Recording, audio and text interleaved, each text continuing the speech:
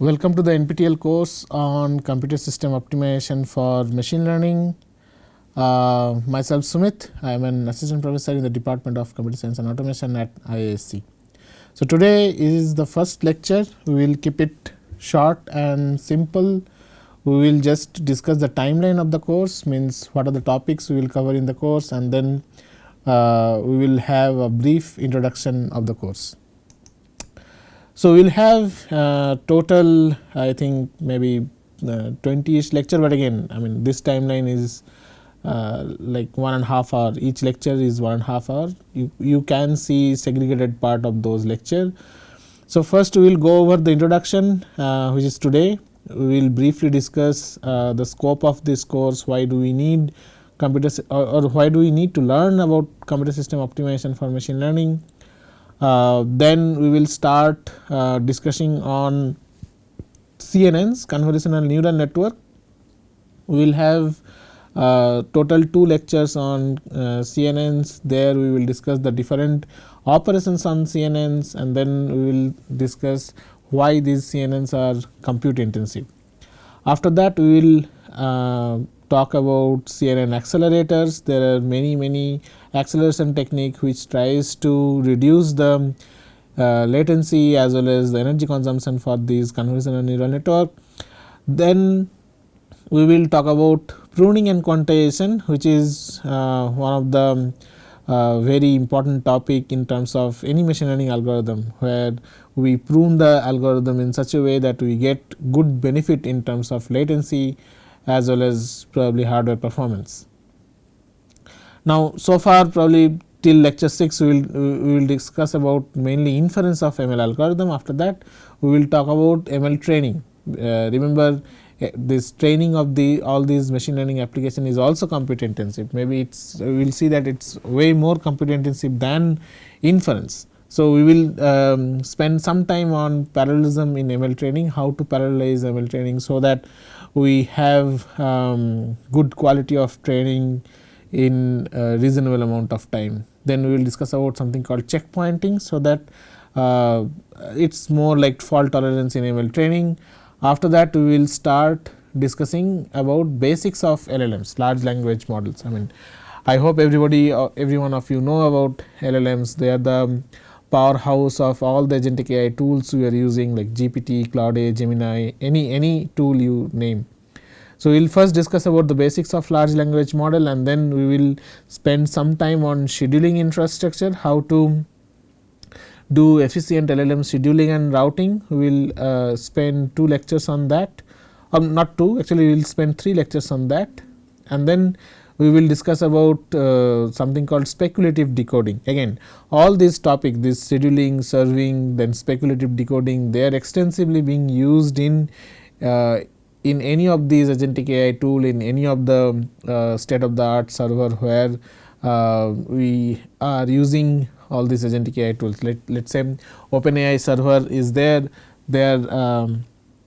Probably whenever you are prompting something in GPT, it goes to the OpenAI server. Then some of these techniques are actually getting used, or OpenAI actually use some of these techniques to efficiently serve your request, so that none of the request you put in the GPT prompt is slowed down, or they make sure that you get the response in reasonable amount of time, right. After that we will discuss about we will have an introduction to graph neural network, which is again a very important machine learning algorithm in few applications. We will see in which application graph neural network are important. Then we will talk about few accelerators for graph convolutional network. After that we will discuss about a few emerging technology. I mean, right now GPUs are probably bread and butter for all these acceleration technique for machine learning application, but GPUs are not end of the story, or they are not the end of horizon, right. So, we will see what are some emerging technology which can accelerate further all these machine learning applications. In that domain we will see some CNN accelerators with emerging technology. After that we will see attention acceleration. Attention is nothing but the core algorithm in all these large language model. After that we will also have the GCN acceleration with emerging technology. So yeah, I mean I kept 2 blanket days in case we fall behind, so we can manage. So it's a total 30-hour course. I hope you have a good overview of the course. As you can see that it's not just about computer system. First we will discuss about the algorithm, how the algorithm works, and then we will discuss different optimization technique for those algorithms. Whenever we say algorithm, like CNN is an algorithm, LLM is another algorithm, like there are different algorithm for machine learning application. So we will first discuss the algorithm, how do they work, what's the architecture of the algorithm, and then we will discuss what's the different optimization in computer system, so that all those machine learning algorithm can be executed in a manner where the latency is reduced or the energy consumption is reduced, and so on and so forth, right. Now before that, before like going deep into the course, let's first discuss why do we even need this course, or why do we need to know this course. And this course name is Computer System Optimization for Machine Learning, right. Before computer system optimization, we need to know why machine learning in a very first place, right. I mean I am sure that all of you, I mean whoever is watching this lecture, watching this video, you know that machine learning exists, AI exists, but why are they actually important? They are important in several tasks. So there exist several estimation or prediction tasks which have several factors to be considered. So for an example, weather prediction, right, like it's a very difficult task. I mean nowadays all of us know that if it says, if any of the weather app it says that it will not rain tomorrow, probably there is a high chance that it will actually rain tomorrow, right. So there it's some difficult task. The weather is very difficult to predict because there are several factors going on, which are of course natural, and not all the factors are actually understood by human, correct. So it's a task where several factors to be considered, and it's very difficult to predict, right. Then face detection. I am sure many of you use smartphone and then you unlock your smartphone with face detection, correct. That in that face detection again there are several factors to be considered. What if you are sleeping, what if your background is different, but in all those cases your face is actually correctly detected, right. Again there are several factors to be considered while doing this face detection task. Another such task is sentence construction. Whenever you, let's say, buy something from Amazon, you are not very happy, you go to the chat box and then you just wrote a big like chat or big text describing your concern, and then you got a reply called where it says thank you for your concern, right, or sorry for your loss, something like that, right. That's a sentence construction task. I mean remember, no human being is actually sitting on the other side and saying that thank you for shopping with Amazon or something like that, correct. It's automatically generated, and it's not a simple task to generate those sentences automatically. That is done by machine learning. So that is again in the domain of sentence construction. Now yeah, there can be some metric which are easy to be modeled analytically. For an example, let us say we want to measure how much distance one particular vehicle covered in a fixed amount of time. We can always say that distance equals to velocity multiplied by time. We know the model of the distance, right, how it works and all those things, we know the physics. So it can be modeled analytically, or distance can be modeled analytically with ease.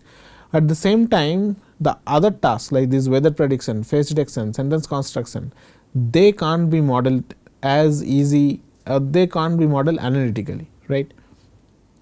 Now there are some other exact analytical model which are too compute intensive, like if you are in the domain of mechanical engineering or chemical engineering, you might have studied about Navier-Stokes equation. This again that is an analytical model, but then they are too compute intensive, right. Now machine learning actually provides the scope to learn the models given enough prior observation. So what machine learning do, let us say for the weather prediction task, someone told that I know how the weather looks like in the past 30 or 40 days or past few years. If we have some prior knowledge of the previous days weather or previous 10 days weather. Now, those are called features, like given previous 10 days weathers are like this, can we predict what should be the 11th day or next day's weather, right. So, that is the part of machine learning which provides the scope to learn the model given enough prior observation, right. Now, you can see that we have this figure in this side where the y axis is showing the ML archive paper and the x axis is showing the years, right. I mean, again, whenever some new technique is like invented in machine learning, a paper, they publish a paper, right. As you can see that from 2009 to 2007, the number of paper has been increased very rapidly. Now, not only that, after some time, like in the previous slide I showed you the number of ML paper till 2017, but if you see after 2017 the ML paper, the number of ML paper has been increased at even more rapid way, right. So, that is the meteoric rise of ML, right, and it is further increasing. You might know that there are several conferences or several flagship conferences which talk where all these papers, where all these ML papers get published. NeurIPS is one of them. Now, in NeurIPS 2023, 13,300 papers were submitted. I mean, these numbers are continuously growing. If you see NeurIPS 2026, I am pretty sure that the number has crossed 20,000, right. Now, out of those 13,300 papers, 3,540 were accepted. Like, just imagine the amount of papers. Now, whenever we say research papers or research manuscript, they are proposing something new. They are proposing something which has, like, which people did not even know earlier, correct. So, there are, you can think that in 1 year, in one conference, there was 3,540 new things got invented in the domain of ML. You can check the data yourself for the other conferences like AAAI, ICLR, ICML, etc. But my main point is, I mean, ML is huge. People are discovering many things like on everyday basis. Like probably there are like approximately 100 new ML papers every day. But the thing is that yes, it is there, it is good, but then what is powering all these ML systems? So, we will see throughout this course that what is the main powerhouse of the ML system, ML algorithms. Now, you might think like what actually changed, right. I mean, suddenly something changed, right. Probably when like 5 to 10 years back, probably you did not even know about ML, or ML was not getting like getting this much hype. So, this much hype like 5 to 10 years back or maybe 20 years back, right. So, something actually changed, correct. Now, if we think what is the change which led to this rise in ML. So, first, large data set and new application area demand new technique. So, for an example, autonomous driving, right. For the human comfort, we keep on introducing new application. Autonomous driving is one of them, and this application use ML heavily. Now, if our application is complex, autonomous driving is complex, right. I mean, imagine that there is a car on the road, but it does not have any driver, machine is driving the car. So, machine has to actually model a human driver, how human drives when they are in the road, they see the different road scenarios, they think like they think at the real time and then go on and make some decision, correct. So, autonomous driving, in that autonomous driving application, whenever the machine is driving the car, they have to make those decisions correctly, right. Now, all these sophisticated techniques require more computational power, right. Like these ML algorithms, I mean, they are doing some computation, matrix multiplication, addition, subtraction, something, correct. Now, they require more computational power. Linear regression, probably SVM, support vector machine, was one of the very first invented machine learning application or machine learning algorithm. Then linear regression tree came. After that, deep neural network, convolutional neural network came, then GNN, LSTM, transformer. So, all these networks or all these ML models are like they require more computational power, and of course, they can execute more and more sophisticated tasks, but at the same time they need computational power. Now, when we say computational power, that means we need computers, we need equally efficient or equally powerful computer, so that they can actually execute all these machine learning applications, right. Now, of course, computers are also evolving, right. So, we had CPU, I mean I think we started with like single core CPU, then we had multi-core CPU. After that we saw GPUs are also getting used to perform the computation in the domain of machine learning application. Then TPU came, then accelerators came, and then many more things are yet to come, or there are so much development in this hardware space, because this fast hardware makes previously intractable problems feasible, correct. Now, it is a cycle. If you look carefully, you will see that we have large algorithms, and then these large algorithms require sophisticated models which require more computational power. That is why we need good computers. Now, whenever we have good computers, whenever we have fast hardware that makes previously intractable problem feasible, that means we can generate more data. That means we can actually produce more compute intensive ML algorithm. People become greedy, then they invent even more computational intensive ML algorithm, and then it is a cycle. So, whenever we develop some more computational intensive ML algorithm, then we need better computer. Now, whenever we need better computer, that means again we can explore more. So, we can now with better computer we can explore more, and then we can actually invent something more which was not previously seen, and then we end up developing something which probably the current computers can't handle. Then again we need better computers. So, it is a like cycle, correct. Now, whenever we talk about machine learning, there is a huge demand of data processing. Now, in this data processing domain, we need to make sense of massive volume of data, so which constrain the task. Now, in some domain 100% correctness is actually not a necessity, right. In weather prediction, let us say you want to predict the temperature, you do not, if the actual temperature is 38 degrees Celsius for tomorrow, you do not need to predict the exact 38 degrees Celsius. Even if you predict 37, even if you predict 39, it is probably fine, right.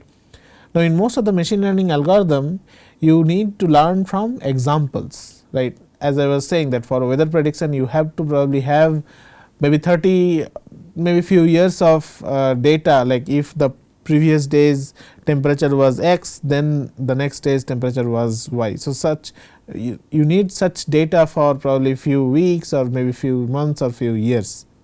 Now, if you have this kind of data, then we can learn through those examples. So, someone needs to label the data, and then we can put GPUs to train the data and all those things. Now, there are some newer domains where we do not need data labeling, or we can put accelerators to use for this data labeling or even for training, etc. So, there again they are also part of these machine learning applications. Now, we have this role of computing in machine learning algorithms also. So, many of you might know Moore's law. It is an observation that the number of transistors in an integrated circuit doubles about 2 years. Gordon Moore was one of the founder of Intel Corporation. Now, of course, Moore's law was an observation. Now, what happened? Many companies actually chased that observation and made it true. If probably one can argue that if Gordon Moore would have told that the number of transistor needs to be tripled about every 2 years, then probably we would have seen better computers. We do not know, but anyway, Moore's law is one of the driving factor for all these advancement of our computers. Apart from Moore's law, there is another factor which goes on, which is called Dennard scaling. It says that as transistor gets smaller, the power density stays constant. Power density means power dissipation per maybe micrometer square or millimeter square. Now, to maintain both of these law, we need to enforce parallelism on the hardware, right. But whenever we say parallelism, that means if we have, like for example, many of you use smartphone or laptop. In smartphone also, nowadays we have quad core or octa core processor. Whenever we say parallelism, either we mean that same application has different segments which are getting executed parallelly onto different core, or multiple applications are getting executed on different core of the hardware. Now, we will see that these parallelisms are very inherent in ML execution, be it inference or be it training, and that is why, since this parallelism is very inherent in this ML application, it is a symbiotic relationship, right, because ML application needs parallelism, and that is why we end up developing new hardware which can introduce parallelism and so on and so forth. Now, let us take a step back and see how this like let us discuss for a while the brief history of artificial intelligence or ML algorithm in general. So, artificial intelligence, actually the term was coined back in 1956, although we are hearing this term very heavily nowadays, but the term actually goes back to 1956. It says that artificial intelligence is nothing but the science and engineering of creating intelligent machines, right. I mean, you can imagine the task which human needs to do, they are getting done by machine. So, the machine has to be intelligent, right. Now, machine learning is nothing but a subset of artificial intelligence, which is a field of study that gives computers the ability to learn without being explicitly programmed, right. So, for an example, let us say you have calculator, maybe you have used calculator. So, calculators are programmed, right. They have calculators have been taught, or some circuitry is there which knows how to do addition, multiplication or something like that, right. But machine learning is not entirely programmed. Again, let us say you are talking with a chatbot, right. The chatbot does not know that if this is the input, or if customer says this, the reply will be this. They do not have all possible combination in their system, right, but they learn, like they learn if the input is something like this, they try to analyze the input, those are going on in the machine learning algorithm, and then the output is thrown. So, again this machine learning is something which is not explicitly programmed, right. Then inside machine learning there is a very popular domain which is known as brain inspired.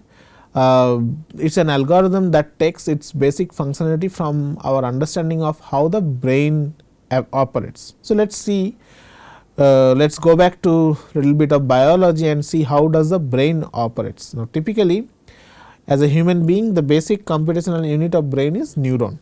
I hope you all of you know. Now, on for an average human being, there are 86 billion neurons are present in the brain. Now, these neurons are actually connected with nearly 10 to the power 14 to 10 to the power 15 synapses. Now, each of the neuron receives an input signal from the dendrites and produce output signal along the axons, which interacts with dendrites of other neurons via synaptic weight. So, if you see this figure, you will see that we have this neuron, the whole thing is the neuron, and then we have a nucleus, but every neuron has this dendrite, and then it has action. The axons are actually connected with another neuron. So, neurons receive input signal from the dendrite. So, these dendrites are used to receive input signal. Let us say you get hit on your elbow, then that signal has to reach to your brain, right. So, there are like nerves which send the signal to brain, and then the specific neurons are getting activated through the dendrite. The input signal are received from the dendrite, and then the output signal are produced along the action. This is the action. Now, that is the model of the brain. So, many of the machine learning algorithm or the artificial intelligence algorithm actually work how the brain works. They have the similar principle. Now, so there are synaptic weights, like as you can see that there are synapses. Now, each synapse has different weightage. So, let us say maybe as I was saying that let us say you hit on the elbow, then probably the weightage which goes to the brain is higher, right. But at the same time, let us say you are just sitting down and you are feeling something which is not so harsh feeling, probably that weightage to the brain is lesser, and these synaptic weights are learnable and they control the influence strength. So, if the weights are high, then the strength is also high, and so on and so forth. So, that is a very like high level explanation how brain work, and then many of the machine learning application actually try to mimic this particular phenomena, like how the brain works. Now, that is a one domain of machine learning algorithm like brain inspired. Now, inside brain inspired there is something called spiking neural network. Like again, spiking neural network or spiking architecture operates on the principle of integrate and fire. So, again, if we go back to the explanation how the brain works, as I was saying, that brain has multiple neurons, right, and then whenever some signal comes to the neuron, then they get activated, and then they like fire that particular neuron. I mean, whenever the particular neuron, whenever I say fire, that means that particular neuron gets activated, and then we have some feeling, we have some sensation, right. Now, in our hardware or in our computer also, we can actually model the same thing. We can actually model the spiking architecture in our computer. We can say that like there are billions of transistor, or there are many transistor in our hardware, hardware architecture, right. So, we can say that whenever some signal comes to any part of the transistor or any part of the hardware or any of the transistor, then only the transistor get activated, and then it computes something, right. So, that means the signal which comes to the transistor, they are activating the transistor, right. So, that is called like asynchronous architecture. So, IBM True North is one of such example, where there are 1 million neurons, there are 256 million synapses, the total number of transistor is 5.4 billion, and in total they have 73 milliwatt of power consumption, right. So, this is like True North architecture. I am not going into the detail because that does not fall into the scope of the course, but the high level idea which I am trying to tell you is there are some architecture, there are some computers which tries to mimic how brain works, right. So, yeah, that is the end of the first segment. In the next segment, we will see how this deep neural network emerged, and then consequently we will also see more on the deep neural network algorithm and the accelerators and so on and so forth. Thank you.